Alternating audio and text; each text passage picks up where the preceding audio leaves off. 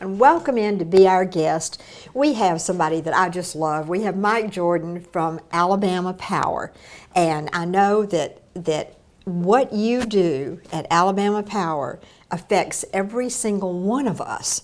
The good, the bad, the ugly, everything. It's all part of our lives.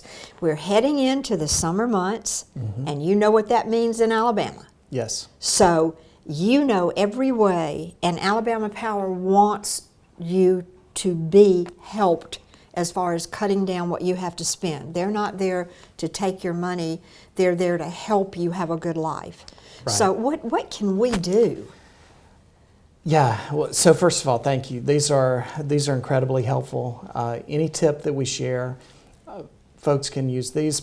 There are many others that I'll never have a chance to talk about. We just don't have enough time. Okay. But customers can go on alabamapower.com Okay. and look up literally hundreds of tips on small things that can really add up to save electricity.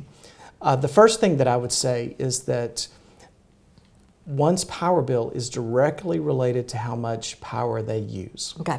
And I say that because we had a couple of very cold weeks in January. Right. And power Right. bills were more than people were used to seeing. Yep. Well, they were understandably upset, and they thought that Alabama Power had raised rates. The answer is the rates have not increased at all. Their power usage had increased, which meant that their power bill was higher than they were normally accustomed to.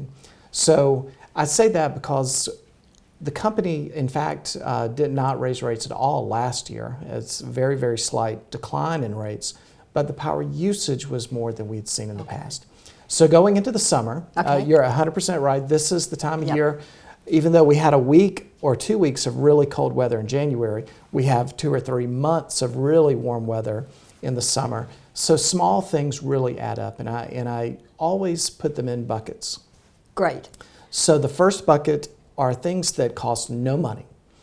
Those are just things like closing windows, closing drapes to make sure that the sunlight doesn't come in and artificially warm the home. Turning off lights when someone leaves the room. Those are things that cost no money. They're just behavioral things. Right. Inspecting the home and making sure that windows are closing properly, doors are closing without cracks, which leads to the second bucket, or those things that cost very little money.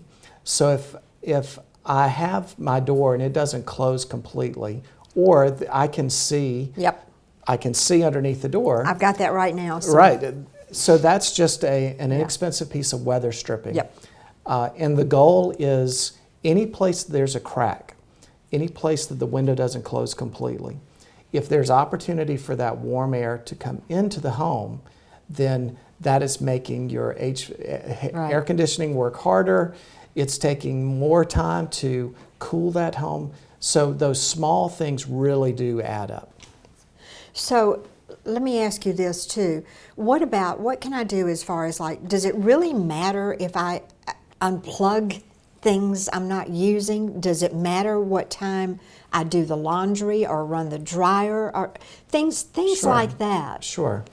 So the answer is yes. So turning things off when they're not in use, unplugging things if I'm gone for a weekend and I can unplug some things, because all of those, even small appliances, are consuming electricity, even though they may not actually be on.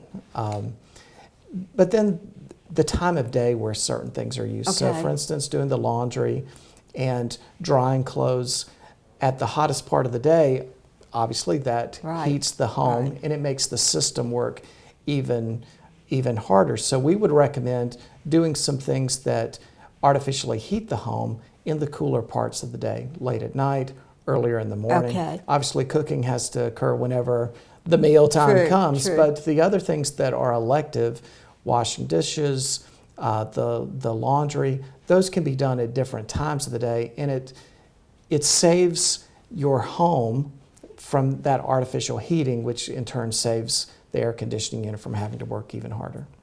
Well, I just, I've tried to keep up with all of your tips that come with my bill. And I was looking at that and I thought, you know what? I think I'll try to do my laundry and run my dryer early in the morning or before I go to bed. And then even things like if you've got a TV or you've got something running, when you walk out of there and you're going to be in the kitchen for an hour or so, turn it off. Right. And that helps, I think. Even things like fans. So ceiling fans, those are incredibly important Okay. during the summertime because they create this wind chill Right. effect. But if I leave home for the day, Right. there's no reason for that fan to be running. True. Right? It's Guilty. not. Ooh. It's Okay, not, glad you said that. That's right. It's not chilling anyone Glad if you no said one is that. home.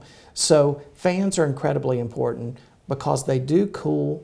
They do make things feel cooler. Right, right. But when I leave for the day, it's also important to remember to turn it off because Okay. it's not necessary. So where should we set that thermostat that makes the most sense and is the most efficient if we know we're going to be gone to work or whatever? So I get in trouble every time I say this, but we recommend 78. Okay. I would recommend find the comfort level for you and your family Okay. and set it and leave it.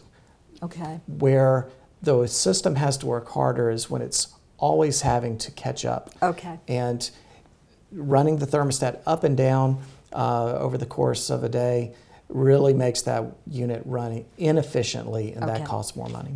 Mike, thank you so much, and thank your company for trying to help us not have to spend quite so much. We Well, thank you very much. Thank And you, thanks for Virginia. being with us and do all those things. And we'll be right back.